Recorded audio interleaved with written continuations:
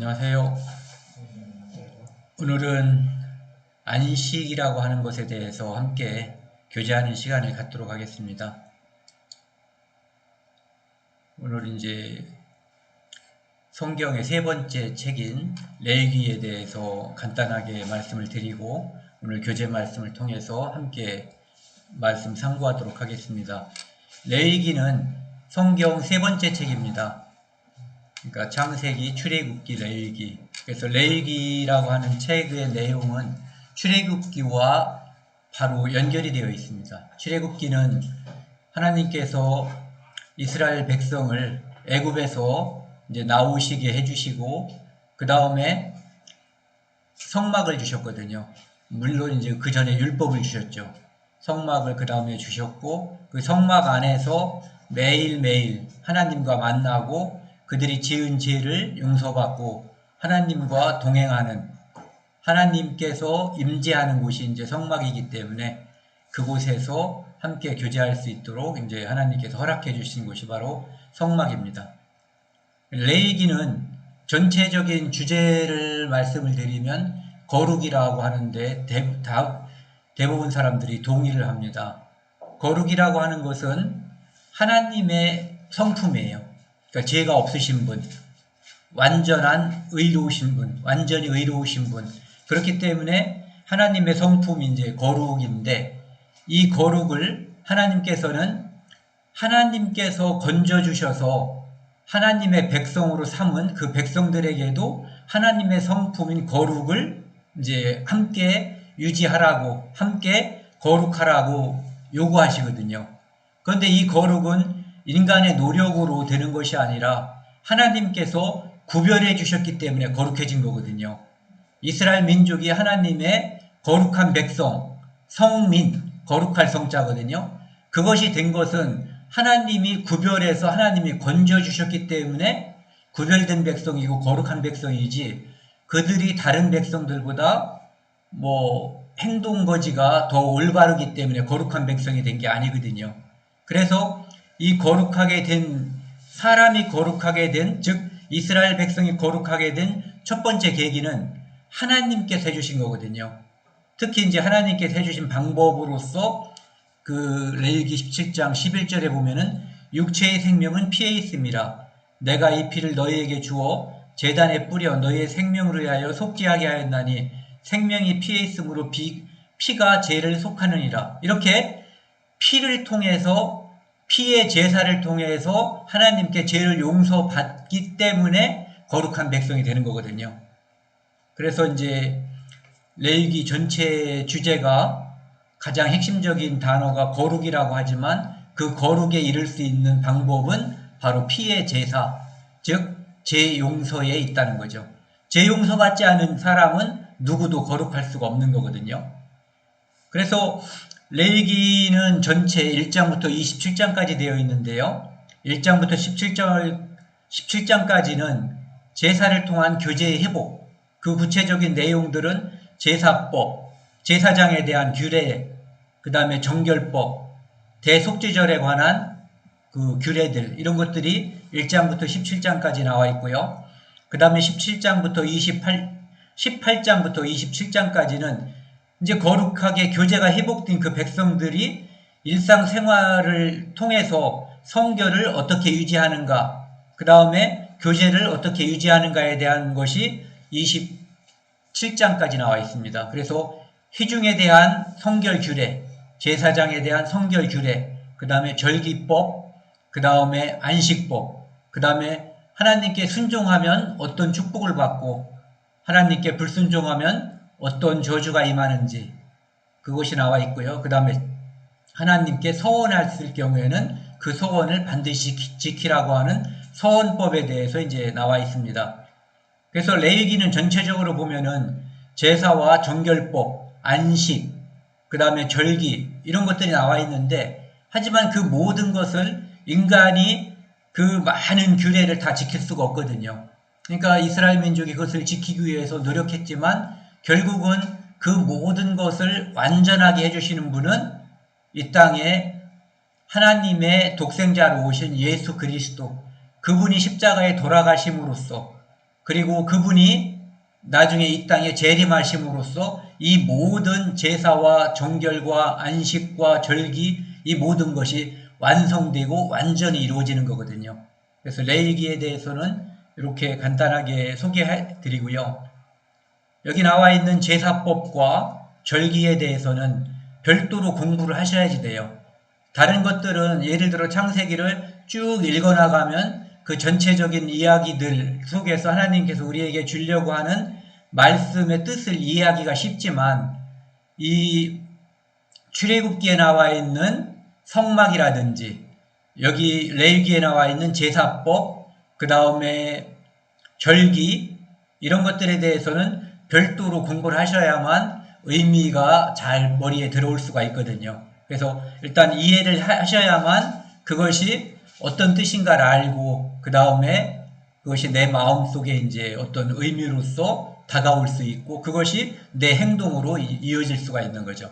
그래서 그 아까 말씀드린 제사법과 절기 이런 것들에 대해서는 별도로 공부하시기 바랍니다. 오늘 주제 말씀을 이제 레위기 23장 3절 말씀으로 잡았습니다. 구약 성경 180쪽입니다. 엿새 동안은 일할 것이요 일곱째 날은 쉴 안식일이니 성회의 날이라 너희는 아무 일도 하지 말라. 이는 너희가 거주하는 각 처에서 지킬 여호와의 안식일이니라. 이 레위기 말씀에서 하나님께서 그 레위기 23장 우리가 흔히 알고 있는 절기에 대해서 나와 있거든요. 그래서 그 절기들을 쭉 열거하기 전에 하나님께서 설명하기 전에 첫 번째로 이제 설명한 것이 안식일이에요. 그래서 안식일은 어떤 규례냐면은 여기 나와 있거든요. 엿새 동안은 일할 것이요 일곱째 날은 쉴 안식일이니 안식일의 안자가 평안하다는 뜻이고요. 식은 쉰다는 뜻이에요. 그러니까 평안히 쉬는 날이니 성이라 거룩한 모임의 날이라 너희는 아무 일도 하지 말라. 그러니까 이 안식일 날은 노동으로부터 분리되는 날이에요. 일하지 않는 날. 일하면 안 되는 날. 그러면 일하지 않고 어떻게 먹고 살 수 있을까? 이거 이제 걱정을 하게 되잖아요. 그런데 하나님께서는 일하지 않아도 하나님께서 책임져 주신다는 의미가 이 안에 들어있는 거예요. 그러니까 안식일이라고 하는 것을 하나님께서 인간에게 주시고 안식일을 거룩하게 지키라고 하는 것은 하나님께서 그날 일하지 않아도 책임져 주신다. 그러니까 하나님을 믿어라. 이 의미가 안식일에 함께 있는 거예요. 아무 일도 하지 말라. 이는 너희가 거주하는 각 처에서 지킬 여호와의 안식일이니라. 그러니까 이스라엘 백성이 어디에 살든 관계없이 안식일 날에는 일하지 말아라. 그것에 대한 책임은 하나님이 져주신다. 이런 뜻이에요. 그러니까 그것을 믿는 사람은 그것을 따를 것이고 글쎄 이러다가 굶어 죽는 게 아니야? 굶어 죽는 거 아니야? 이런 마음이 든다면 안식일 날 일을 하겠죠. 그러니까 이 안식일은 결국은 하나님께서 우리에게 허락하신 것이지만 그것을 누리는 것은 믿느냐 믿지 않느냐의 믿음의 문제예요.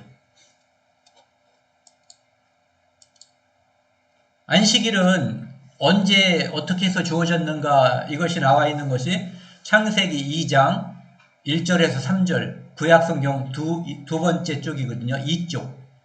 여기에 안식일에 대해서 안식에 대해서 하나님께서 설명을 해주고 계셔요. 하나님께서는 첫째 날, 둘째 날, 셋째 날, 넷째 날, 다섯째 날, 여섯째 날 천지 만물을 창조하셨거든요. 그리고 그 여섯째 날 가장 중요한 사람을 창조하셨어요. 그리고 그래서 이제 여기 나와 있는 거예요. 천지와 만물이 다 이루어지니라. 여섯째 날까지 여섯째 날 인간을 창조하심으로써 천지 만물이 다 이루어지니라. 창조의 사역이 하나님께서 하시는 일이 끝났다 이런 뜻이거든요. 하나님이 그가 하시던 일을 일곱째 날에 마치시니 그가 하시던 모든 일을 그치고 일곱째 날에 안식하시니라. 즉 안식일이라고 하는 것은 그 전날까지 하시는 일을 마치시고 일을 그치신 날, 그리고 쉬신 날, 이런 의미거든요. 하나님이 그 일곱째 날을 복되게 하사 거룩하게 하셨으니 그날에 복을 준 거예요. 그러니까 안식일을 하나님께서 지키라고 한 것은 안식일을 지키는 사람에게 복을 주는 거예요. 자, 어떤 사람이 놀고도 먹을 수 있다면은, 그 보장이 돼 있다면은 놀고 먹겠죠. 그 보장이 없으면 일을 할 거예요. 그러니까 어떤 사람은 아버지의 재산을 믿고 안식할 수가 있죠. 그렇죠? 네. 어떤 사람은 아무것도 소위 말하는 흙수저라서 주어진 게 없기 때문에 안식일에도 일을 해야 될지 몰라요. 그런데 하나님께서는 천지 만물을 창조하신 분이거든요.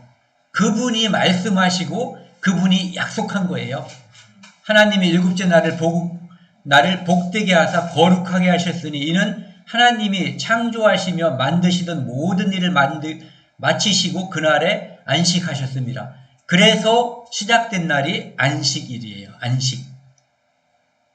그러니까 안식의 개념은 첫 번째는 하나님께서 창조의 모든 일을 그치시고 마치시고 쉬신 날을 기념하는 거예요. 그래서 그날을 하나님께서 복을 주셨고 나중에 이제 그날을 안식일이라고 하는 이제 날짜를 정해서 그날은 사람들도 너희들도 편히 쉬고 일하지 말으라고 말씀하신 거죠.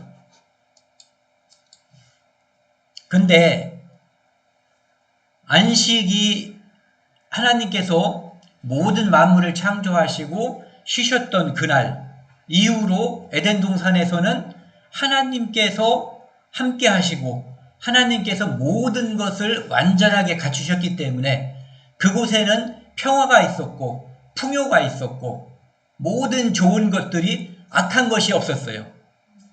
그래서 그곳에 하나님께서 하나님의 형상으로 창조한 아담과 그의 아내, 우리가 하와라고도 하고 이브라고도 하는 그 두 사람이 벌거벗었지만 부끄러워하지 않았어요.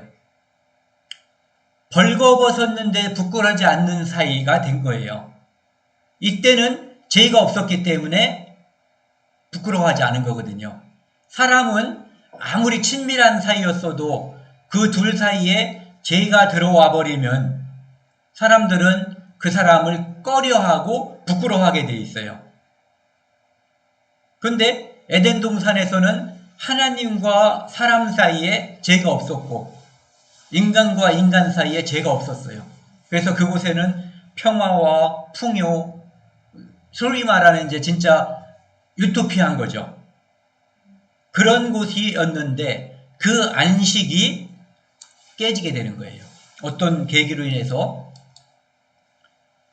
하나님께서는 에덴 동산에 선악과를 만들어 놓으셨어요. 동산 중심에. 그 다음에 그 옆엔 또 거리는 모르지만 어쨌든 그 근처에 선악을 알게 하는 나무 옆에 생명나무가 있었거든요.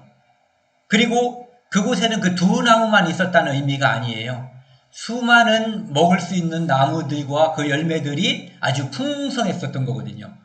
그래서 하나님께서는 그들에게 어떤 것이든지 마음대로 먹을 수 있지만 선악을 알게 하는 나무의 열매는 먹지 말라. 먹는 날에는 정령 죽는다라고 경고하신 거예요. 분명하게 말씀해 주신 거거든요. 그런데 마귀의 꼬임에 빠져서 사람이, 즉 첫사람이었던 아담과 하와가, 물론 하와가 먼저 먹고 아담이 나중에 먹었지만 그 두 사람이 그것을 먹게 된 거예요. 그래서 먹게 됨으로 인해서 이제 이 세상의 모든 죄와 고통이 이 세상에 시작됐다. 하나님께서 주신 안식이 깨어졌다라고 하는 게 성경의 설명이에요. 그러면은 왜 도대체 무엇 때문에 그 안식이 깨어졌는가? 이것은 하나님께서는 누구예요? 창조주거든요. 모든 것을 만드시고 모든 것을 주관하시는 분이거든요. 그런데 에덴 동산에는 누가 주관을 하라고 그랬냐면은 아담과 하와가 에덴 동산을 경작하며 또는 다스리며 지키라고 그랬거든요. 쉽게 말해서 에덴 동산, 이 땅을 하나님께서 주관자로 아담을 세운 거예요. 다른 말로 하면은 아담은 이 땅의 왕이었던 거죠. 왕. 근데 아담에게 필요한 것은 하나가 있었어요.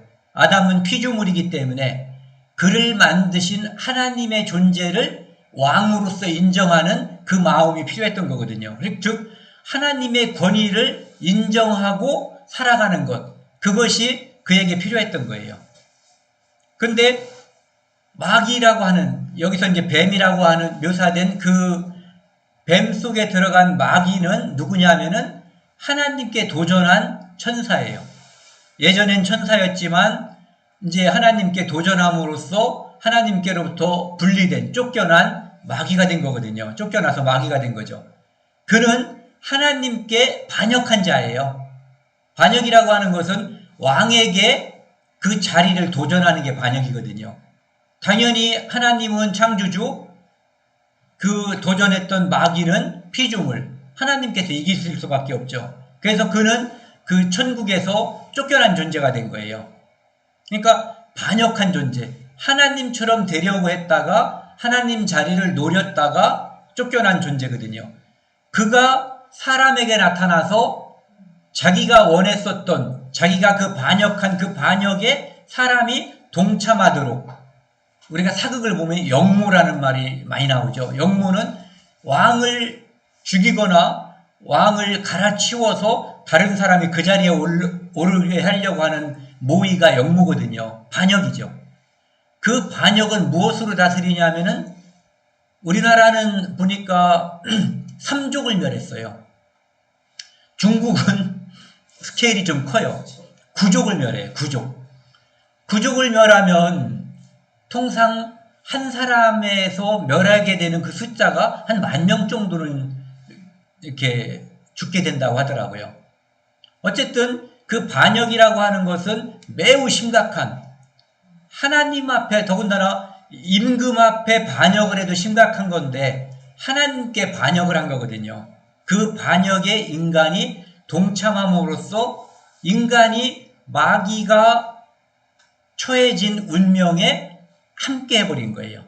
이것이 에덴 동산에서 선악과를 먹은 그 사건인 거거든요. 하나님께서는 먹지 말라, 마귀는 먹어라. 하나님은 정령 죽는다, 마귀는 결코 죽지 않는다. 부가적으로 이런 혜택도 있다. 너도 하나님처럼 될 거다. 이렇게 이제 유혹에 빠져서 결국 사람이 그 열매를 먹고, 먹음으로 인해서 하나님 말씀을 거역한 죄, 하나님 말씀을 믿지 않은 죄, 이것이 죄라고 하는 것이 그렇게 시작된 거예요. 그래서 이 세상에 있는 모든 사람들이 죄인으로, 피조물인 인간이 죄인으로 전락해버린 거죠.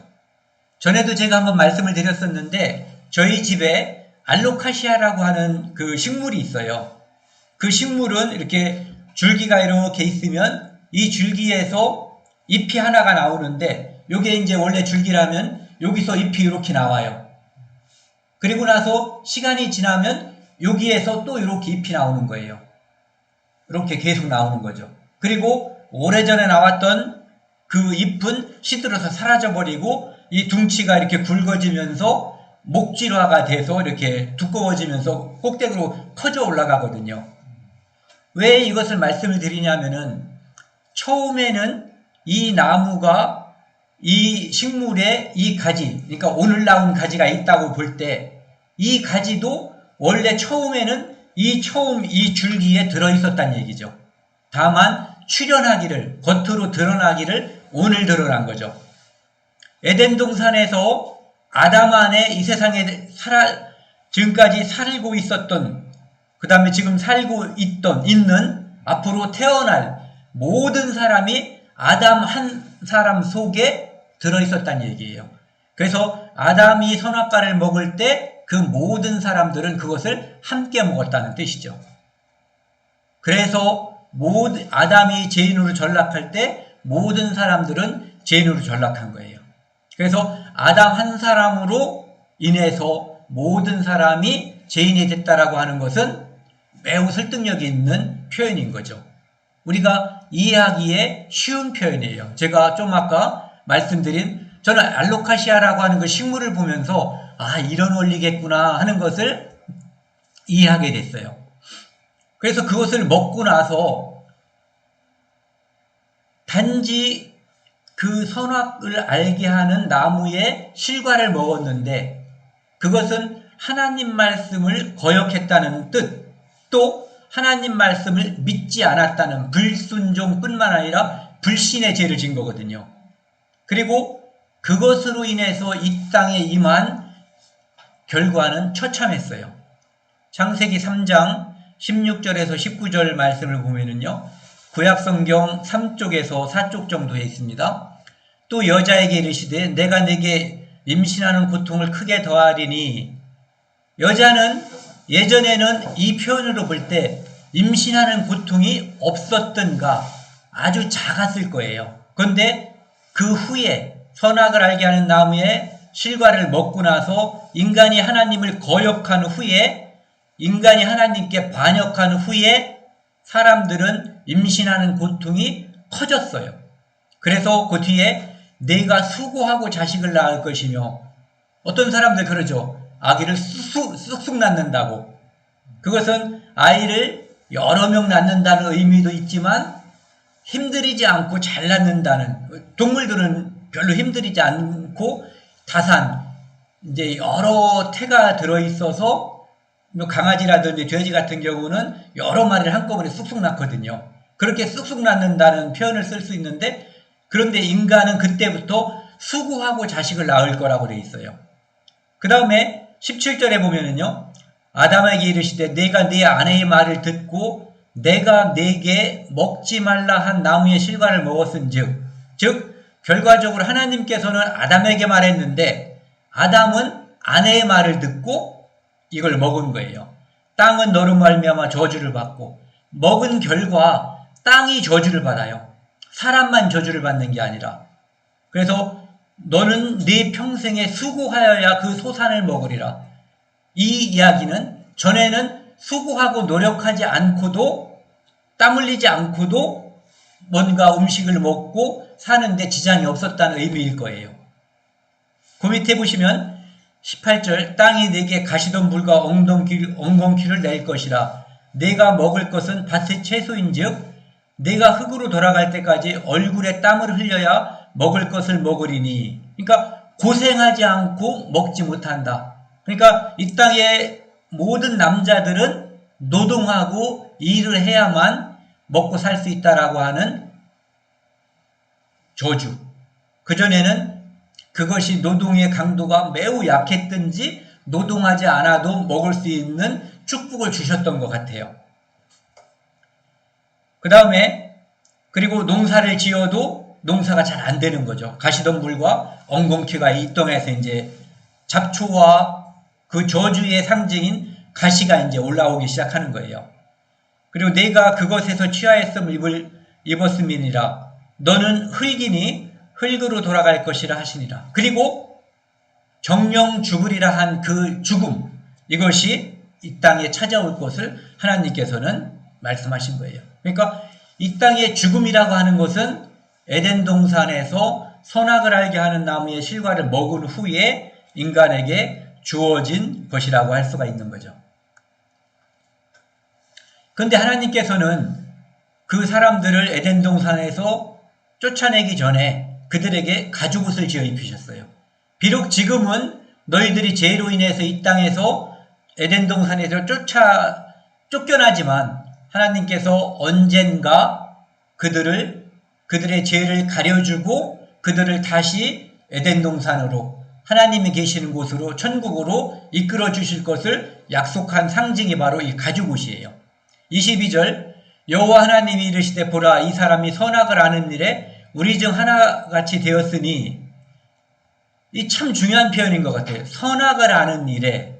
하나님은 선이 무엇인지 악이 무엇인지 판단할 수 있는 분이에요. 왜? 그분은 전지전능하기 때문에. 그런데 사람은 전지전능하지 않아요. 단지 피조물에 불과하거든요. 피조물 중에서 똑똑한 존재인 거죠. 하나님의 형상으로 지음을 받은, 다른 동물들을 다스릴 수 있는 그 능력이 있지만 전지전능하진 않거든요. 그런데 선악을 아는 일은 하나님과 같이 전지전능하신 분만이 할 수가 있는 거예요. 일테면은 살면서 그런 오해해 본 적 없으세요? 어떤 사람이 어떤 행동이나 말을 했을 때 내가 나름대로 판단을 해버렸어요. 근데 내 판단이 나중에 틀렸어요. 자주 있죠. 특히 시험 볼 때 그런 일 많잖아요. 요게 답인 줄 알았는데 동그라미를 1번 쳤는데 2번이 답이고, X가 답인 줄 알았는데 동그라미 5가 답인 적도 있고. 왜? 우리는 선악을 하는 일에 정확을 기할 수가 없는 거예요. 왜? 부족한 존재. 근데 그 부족한 것으로, 완전하지 않은 것으로 선악을 판단하는 것은 이 세상에 죄를 양산하는 길이에요. 그것으로 인해서 이 땅에 죄가 쫙 퍼지는 거죠. 왜? 알지 못하면서 다른 것을 판단하니까요. 그리고 그가 그의 손을 들어 생명나무의 열매도 따먹고 영생할까노라. 죄인이 영생한다는 것은 무슨 의미냐면은 죄인이 영원히 산다는 얘기예요. 그것은 신약 시대의 다른 표현으로 하면은 죄인이 심판받고 지옥 간다는 얘기거든요.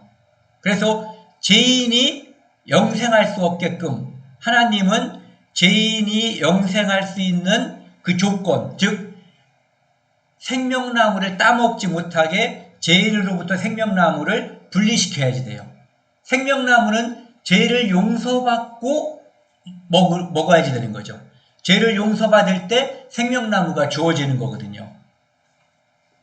여호와 하나님이 에덴 동산에서 그를 보내시어 내쫓는 거예요. 그의 근원이 된 땅을 갈게 아니라 노동을 하게 한 거죠.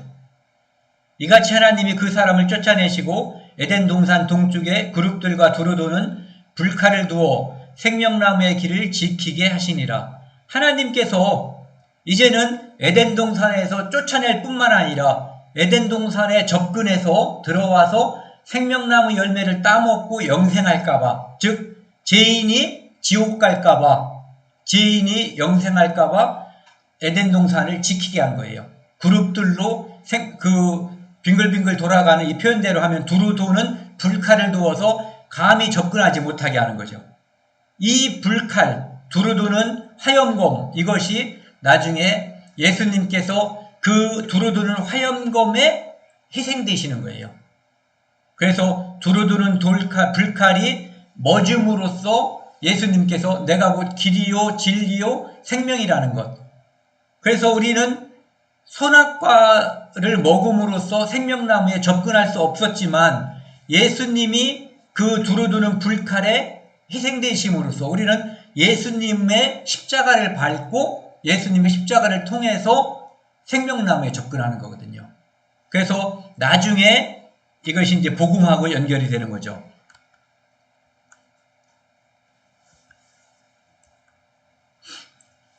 처음에 아까도 말씀을 드렸지만 이 에덴 동산에서 이 반역 사건, 이 영모 사건에 인간이 마귀에게 한 표를 먹고 참여한 이 일은 인간에게만 저주가 임한 것이 아니라 이 지구라고 하는 모든 생태계에 다 그 저주가 미치기 시작했어요.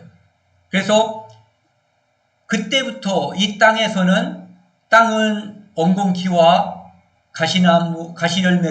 가시나무를 이제 솟게 돼 있고요. 그 다음에 이 땅은 서서히 이제 인간에 의해서 파괴되기 시작한 거죠.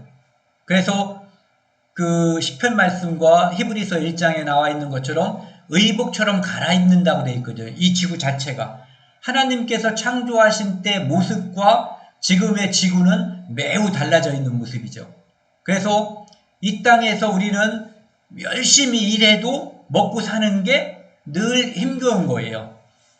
그것이 바로 인간이 죄를 지음으로 말미암아 생태계에도 모든 영향을 미쳤고 이 지구는 점점 나빠지는, 그리고 나중에 결국은 이 지구를 하나님께서는 우리 사람을 하나님께서 죄를 벗겨주시고 하나님이 창조한 영원한 천국으로 옮겨주실 때 이 지구는 이제 더 이상 필요가 없기 때문에 낡아질 대로 낡아진 다음에 이제 이것이 없어지는 거죠.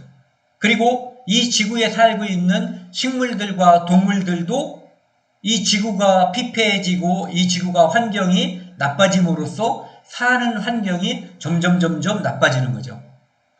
제가 어렸을 때 살던 곳에 물고기가 굉장히 많았거든요. 그 냇물에. 지금 그곳에 가보면은 요거만한 피레미 한 마리를 찾을 수가 없어요.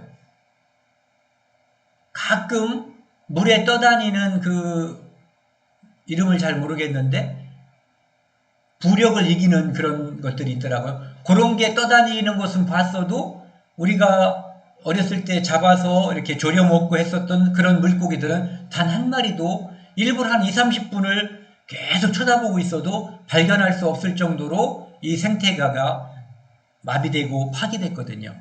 그것이 바로 인간의 죄의 결과인 거예요. 근데 하나님께서는 이미 안식이 다 깨어졌는데 그 후에 이스라엘 민족에게 하나님께서는 이런 율법을 주신 거예요. 그 출애굽기 20장 8절에서 11절 구약성경 112쪽에 보면은요. 안식일을 기억하여 거룩하게 지키라. 안식일을 기억하여 거룩하게 지키라. 안식일은 하나님께서 천지 만물을 창조하시고 그 모든 것을 그치시고 마치시고 그 일곱째 날을 기념해서 그날에 복을 준 날이거든요. 안식일을 기억하라는 것은 이 세상을 창조하신 분이 하나님이신 것, 너희들은 하나님의 피조물인 것, 이 세상에 있는 보이는 것과 보이지 않는 것들은 하나님 외에는 다 피조물이라는 것을 기억하라는 거예요. 즉 이 말씀은 너희 창조주를 기억하고 그를 거룩하게 받들라는 말씀과 크게 다르지 않을 거예요. 엿새 동안 힘써 모든 일을 행할 것이나 일곱째 날은 네 하나님 여호와의 안식일인즉 너나 이 안식해야 되는 대상들을 보세요. 너나 네 아들이나 네 딸이나 네 남종이나 네 여종이나 네 가축이나 네 문 안에 머무는 객이라도 아무 일도 하지 말라. 즉 나를 포함한 모든 환경이 다 쉬라는 거예요. 그날은 종도 쉬어야지 되고 가축은 집안일을 하는데 어떤 논을 간다든지 밭을 간다든지 이럴 때 그리고 어떤 물건을 실어 나를 때 쓰잖아요. 그 가축들도 그날은 편히 쉬란 얘기예요. 이것이 하나님께서 이 땅에 주신 법칙이에요. 안식일을 기억하고 지켜라. 즉 그날에는 쉬어란 얘기예요. 몸만 쉴 수는 없죠. 마음이 급하면 몸이 또 따라가게 돼 있거든요. 즉 이날은 몸만 쉬는 것이 아니라 몸도 쉬고 마음도 쉬고 영혼도 이 영혼이 하나님께서 해주신 일, 창조주가 무엇을 해주셨는가에 대한 하나님을 기억하고 하나님을 경배하는 그날로 사용하라는 거죠. 육체의 일과 정신 노동에서 벗어나서 하나님을 섬기는 날이에요. 이는 엿새 동안에 나 여호와가 하늘과 땅과 바다와 그 가운데 모든 것을 만들고 일곱째 날에 쉬었음이니라. 그러므로 나 여호와가 안식일을 복되게 하여 그날을 거룩하게 하였느니라. 그래서 안식일 날을 복되고 거룩하게 했기 때문에 그날을 지킨다는 것, 하나님 말씀을 믿는다는 것은 복된 날이고 그 사람은 거룩한 사람이라는 거죠. 믿음으로써 거룩하게 되는 거예요, 늘.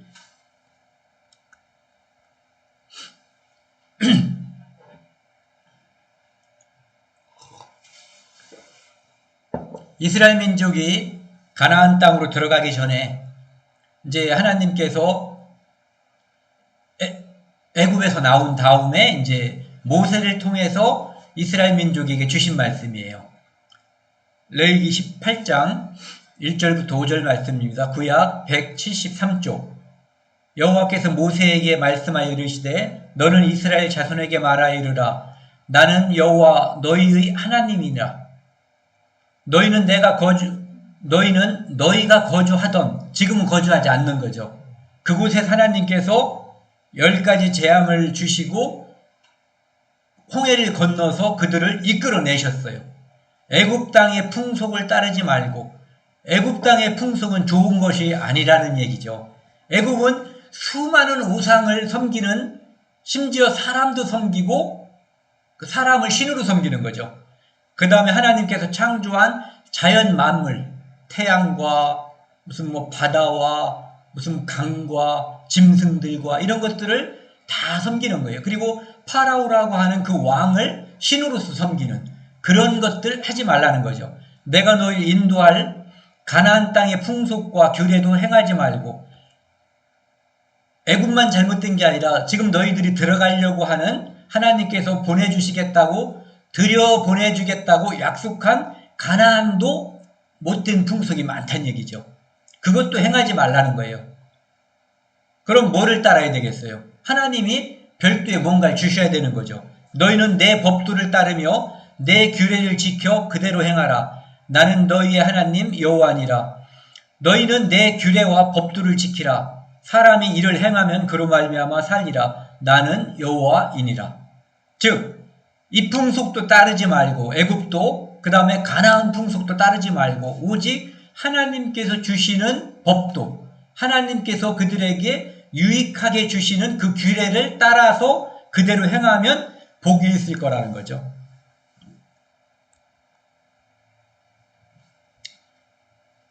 이어서요, 그 뒤에 보면은 너희는 이 모든 일로 스스로 더럽히지 말라. 내가 너희 앞에서 쫓아내는 족속들이 이 모든 일로 말미암아 더러워졌고,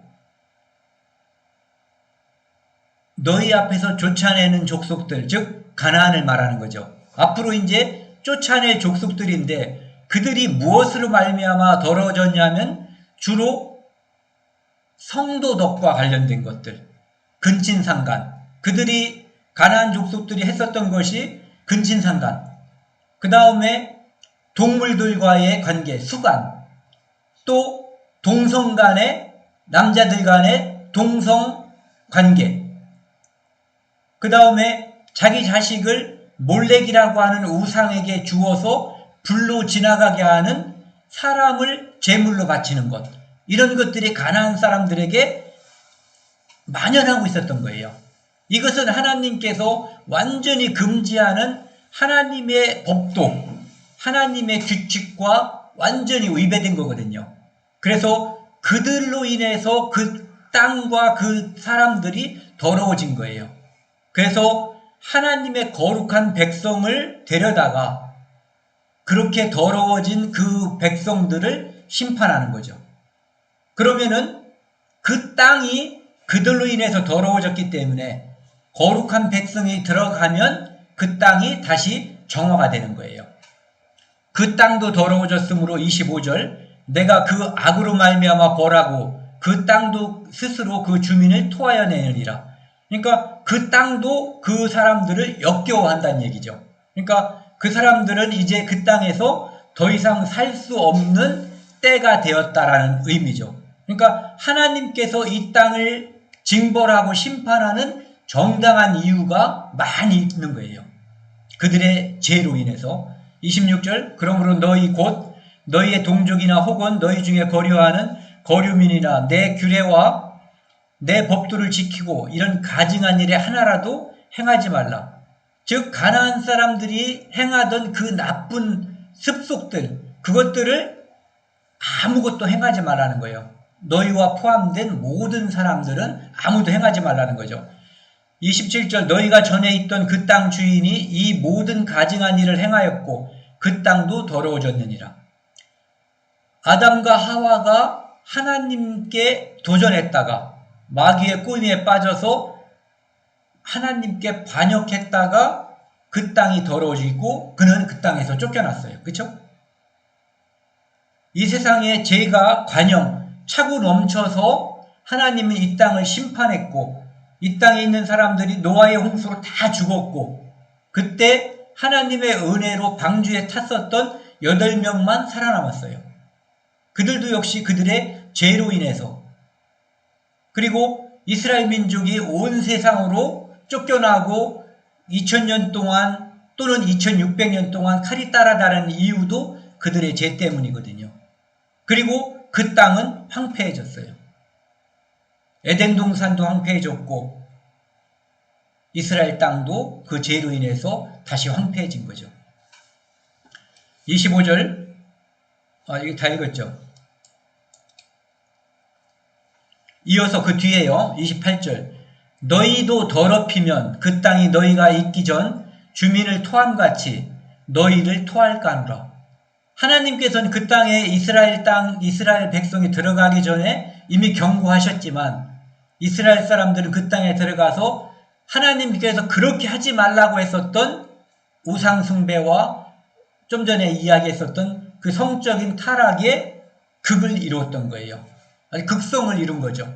그래서 그 땅이 토함과 같이, 즉 하나님께서는 그 땅을 통해서 다시 토함을 받게끔, 그래서 그 땅에서 바벨론으로 잡혀갔고 그 땅은 황무하게 됐고, 그리고 그들이 다시 돌아왔다가 예수님을 거역함으로 인해서 그 땅은 다시 황무해졌고 그들은 전 세계 2000년 동안 떠돌게 된 거예요. 그러니까 인간의 죄로 인해서 그 땅도 황폐하게 되는 거죠. 에덴 동산과 마찬가지로.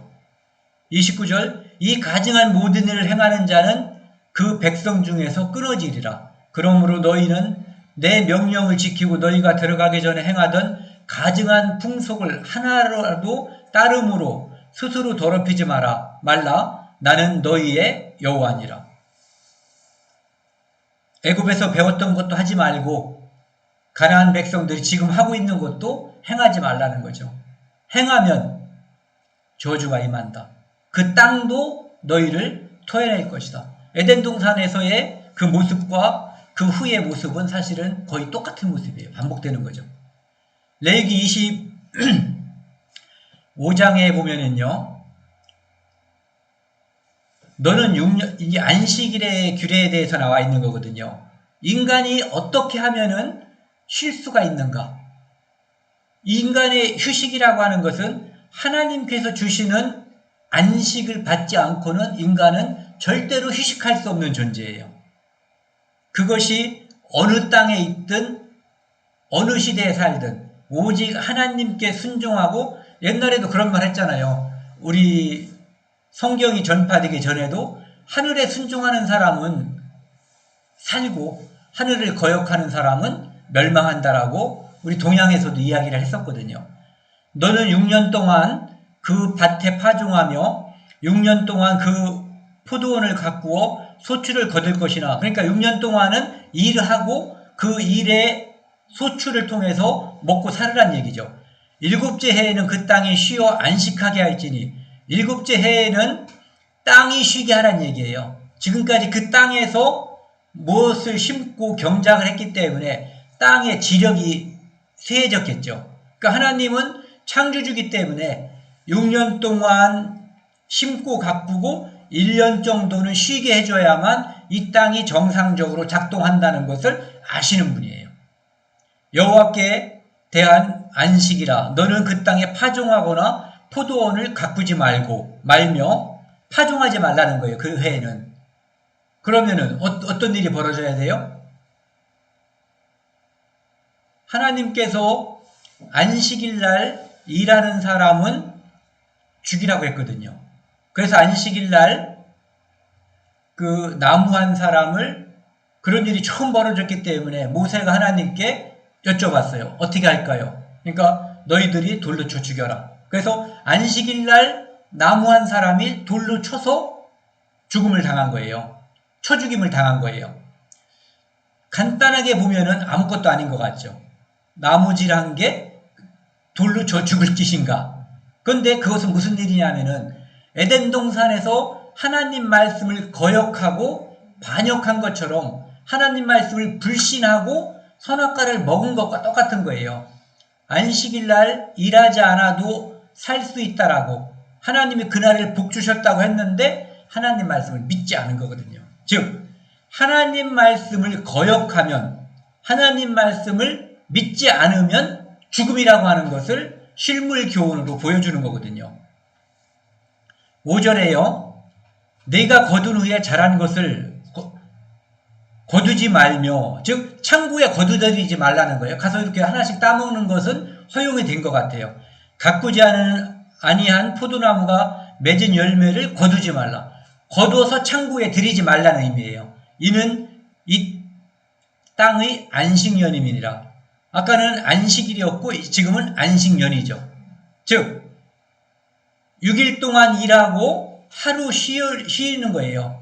근데 지금은 6년 동안 일하고 1년을 쉬는 거예요. 그러면은 6년째는 7년째 먹고 살 만한 풍부한 소출이 있어야 되는 거죠. 이것을 하나님이 보장해 준다는 거예요. 이거 믿으라는 거거든요. 믿는 사람은 안심할 테고 믿지 않는 사람은 마음이 두렵겠죠. 예. 6절 안식년의 소출은 너희가 먹을 것이니 먹어도 돼요. 거두어서 창고에 들이지 않는 거거든요. 너와 내 남종과 내 여종과 내 품꾼과 너와 함께 거류하는 자들과 이 사람들과 함께 그것을 나누어 먹으라는 거예요. 지금까지는 그 사람들은 이 6년 동안에 나는 소출에 대해서는 그들의 소유가 아니었던 거예요.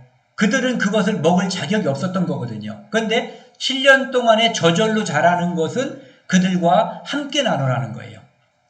네 가축과 심지어는 가축에게도 이제 그것을 예전에는 가축에 들어갈 수 없게끔 울타리를 해놓은 건지 아니면 가축에게 더 많이 먹이라는 뜻인지 모르겠어요.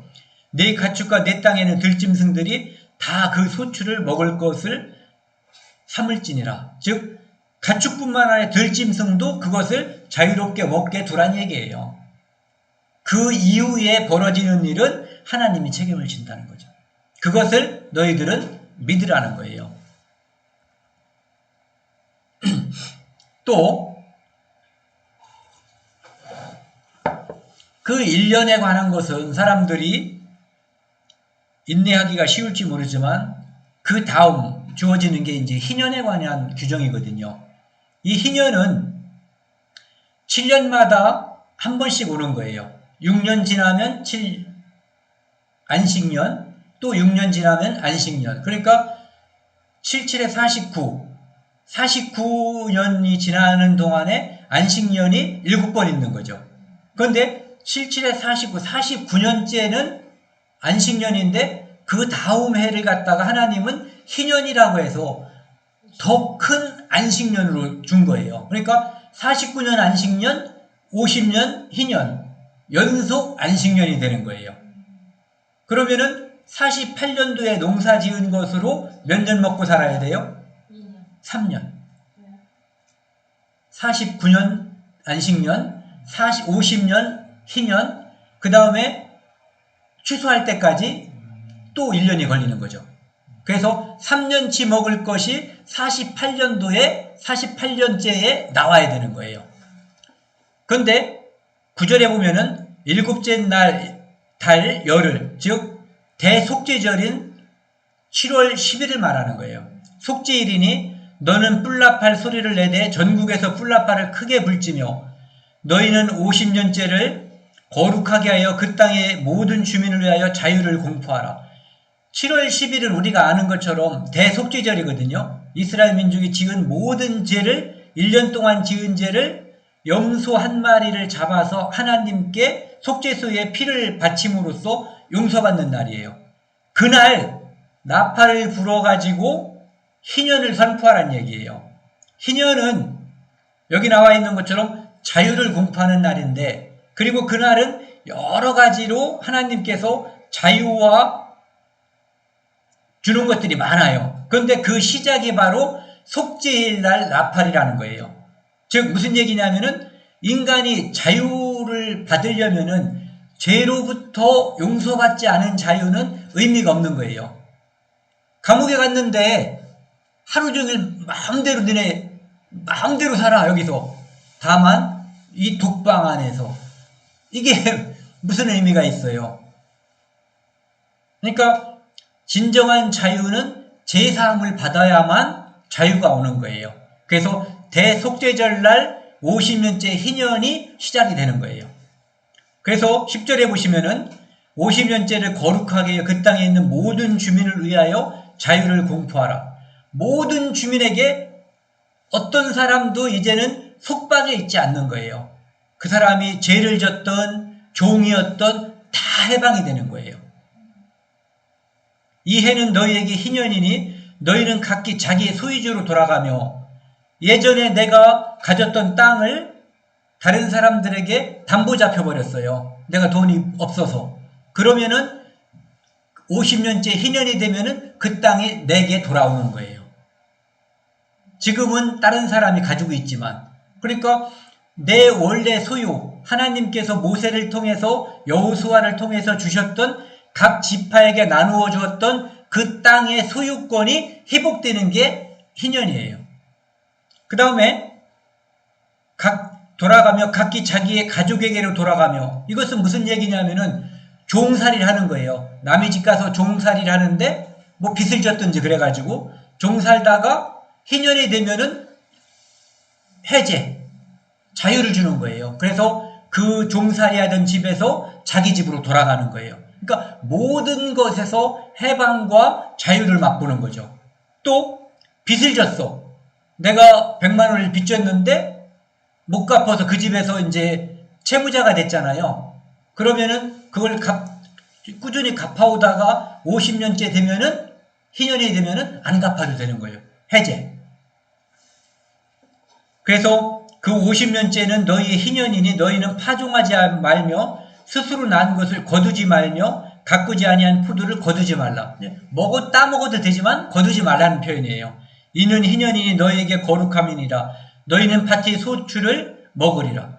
하나님께서 주시는 것이 아니면 이 안식일, 안식년, 희년은 존재할 수가 없는 거예요. 하지만 하나님께서 주셔도 이것을 믿지 않는 자에게는 이것을 누리지 못할 거예요. 내일 굶어 죽으면 어떡하나 늘 걱정하면은. 하지만 경험해보면 이것을 믿게 되는 거죠. 예. 그래서 결국은 이 희년, 안식년, 안식일은 하나님께서 우리에게 주시는 영원한 제사함, 이것으로 인해서 우리가 완전한 자유를 얻는 것, 그것을 갖다가 그림자로서 보여주는 거거든요. 여기 보시면 희년은 대속죄일 날 공포하는 거예요. 그래서 죄에 대한 용서, 구원이 없는 안식은 존재하지 못하는 거예요. 이 세상의 사람들이 돈이 많고 권력을 많이 가지고 아는 게 많아서 이 땅에서 정말 누릴 거 다 누리고 산다고 하지만 그 사람이 구원을 받지 못했다면 그는 진정한 안식이 없는 사람이에요. 또 노동으로부터 해방, 죽도록 매일 일만 한다면 그 사람은 안식을 거둘 수가 없는 거죠. 안식을 누릴 수가 없는 거예요. 그래서 희년은 일하지 않는 해예요. 희년은 특히 49년 안식년, 50년 희년 연속으로 일하지 않는 거죠. 이것은 대단한 믿음이 필요한 거예요. 하나님께서 그것을 주신 거예요. 그 다음에 잃어버린 기업의 회복, 아까 말씀드린 것처럼 그 땅이 담보로 잡히거나 볼모로 잡혔어도 자기 땅으로 돌아오는 거예요. 종되었던 자에게 자유, 종으로부터 해방, 빚진 자는 빚을, 부채로부터 탕감, 그리고 땅은 연속해서 49년에도 안식하고 작물을 심거나 가꾸지 않는 거예요. 희년 50년째에도 안식하는 거예요. 기력이 회복되는 거죠.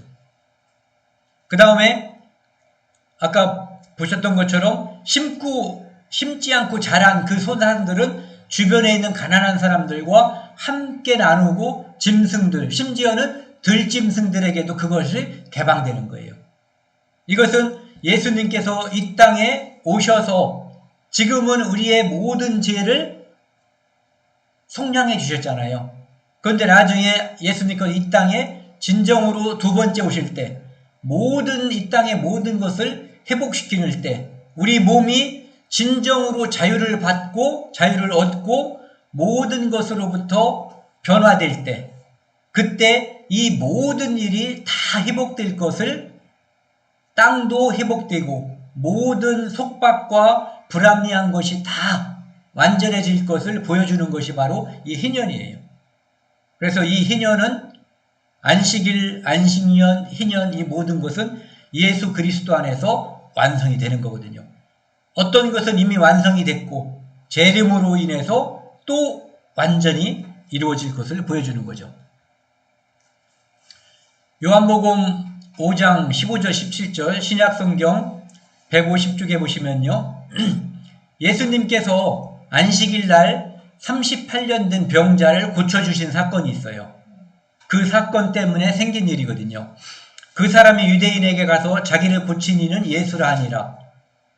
그 병나음을 받은 사람이 예수님이 나를 고쳐주셨어. 이렇게 이제 광고를 한 거죠. 그러므로 안식일에 이러한 일을 행하신다 하여 안식일에는 뭐 해야지 돼요? 일하면 안 되잖아요. 그런데 안식일에 병을 고쳤다고 해서 유대인들이 예수님을 이제 박해하는 거예요. 그런데 그때 예수님이 하신 말씀이 있어요. 예수께서 그들에게 이르시되 내 아버지께서 이제까지 일하시니 나도 일한다. 하나님께서는 제7일 날 안식하셨거든요. 그날을 안식일로다가 복 주셨거든요. 그런데 예수님이 갑자기 내 아버지께서 이제까지 일하시니 나도 일한다. 하나님께서 안식하셨는데 인간이 에덴 동산에서 하나님을 거역함으로 인해서 그 안식이 깨져버린 거예요.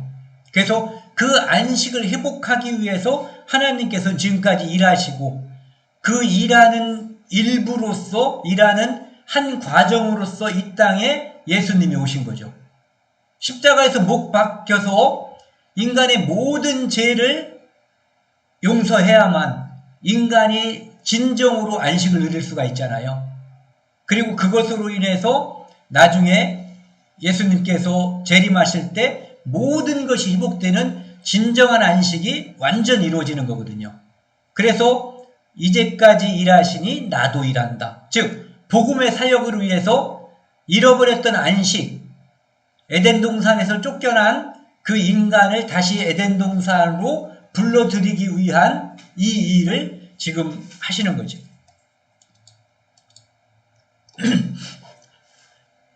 요한복음 20장 19절이요. 이날 곧 안식 후 첫날에 저녁 때에 제자들이 유대인들을 두려워하여 모인 곳에 문을 닫았더니 예수께서 오사 서서 이르시되 너희에게 평강이 있을지어다. 지금 예수님이 십자가에 못 박혀 돌아가셨고 이 사람들은 예수님이 죽었다고 생각하는 상황인 거예요. 그런데 예수님이 그들에게 나타났어요. 그들은 여기 첫 줄에 있는 것처럼 두려워하고 있어요. 예수를 못 박아 죽였잖아요. 그들은 예수의 추종자들도 잡히면 죽일 가능성이 있는 거죠. 그래서 그들은 다 도망가고 이제 문 닫아놓고 숨은 거예요. 근데 예수님이 오셔가지고 너에게 평강이 있을지어다. 이것은 너에게 안식이 있을지어다. 똑같은 말이에요.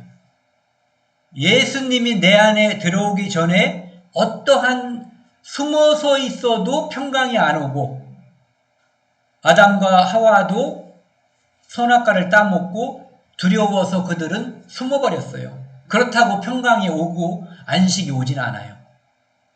그때 예수님께서 그들에게 평강을 외치면서 이 말씀을 하시고 손과 옆구리를 보이시니 제자들이 주를 보고 기뻐하더라. 왜?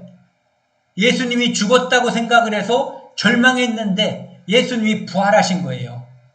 이제 이 부활한 예수님을 보면서 그들은 뇌세포가 막 굴러갔을 거예요. 아, 그러면 예전에 다시 산다는 말, 3일째에 부활한다는 말이 진짜였어? 진짜네? 그러면 이분이 메시아인 거야? 요나의 표적이라고 한 것이 그거였어? 이 모든 것이 이렇게 퍼즐이 맞듯이 다 맞았겠죠. 그때 그들이 기뻐한 거거든요. 즉 그때 이들에게 안식이라고 하는 것이 찾아온 거예요. 진정한 안식이죠. 좀 전에는 숨어 있어도 안식이 없었는데 이제는 잡혀가고 돌로 맞아도 또는 감옥에 갇혀 있어도 흑암에 있어도 안식이 오는 거예요.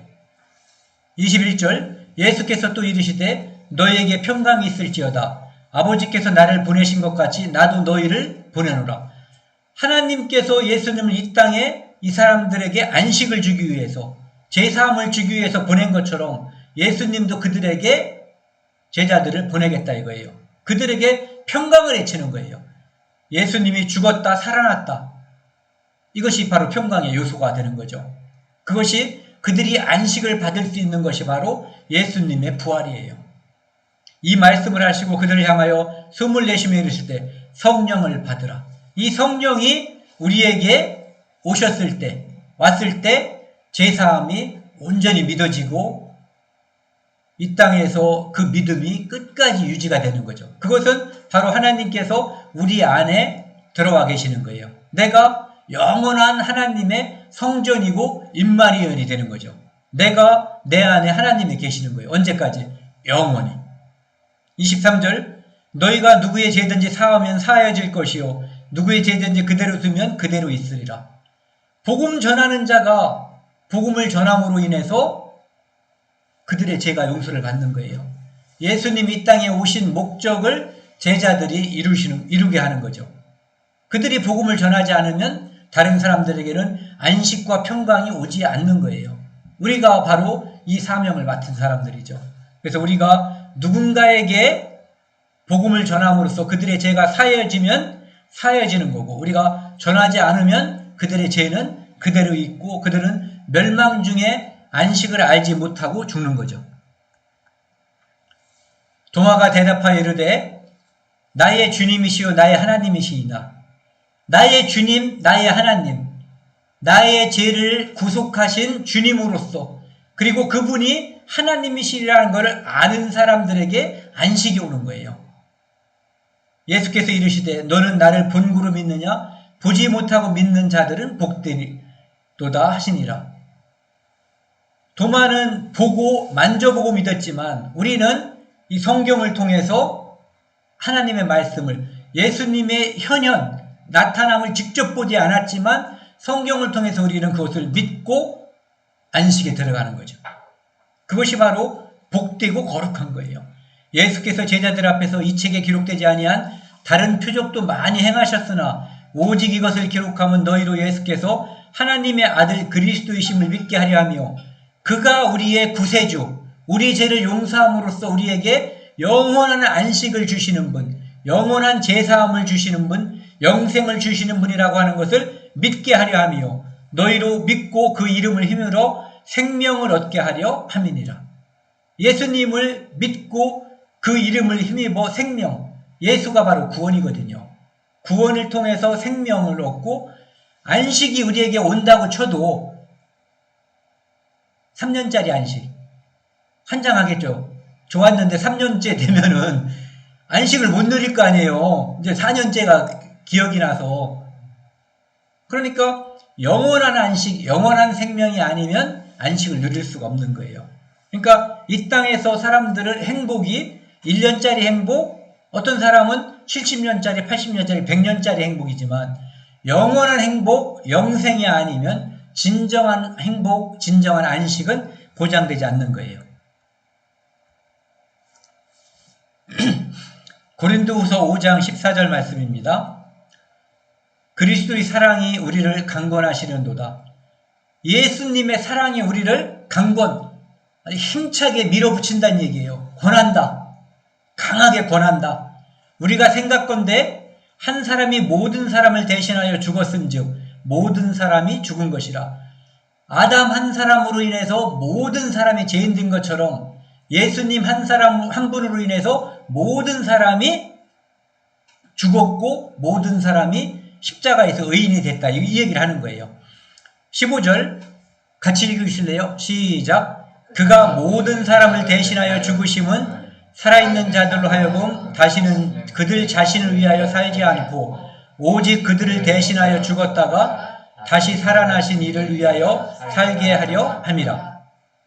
예수님께서 우리를 위해서 죽었다 사신 것처럼 우리 예수님의 죽음과 부활하심으로 살아난 자들, 영원한 안식과 영원한 생명을 얻은 우리들은 이제는 나를 위해서 살지 말고 내 육신을 위해서 살지 말고 오직 나를 살려주신 분, 그분이 이 땅에 오신 목적에 합당한 그 삶을 살으라는 거예요.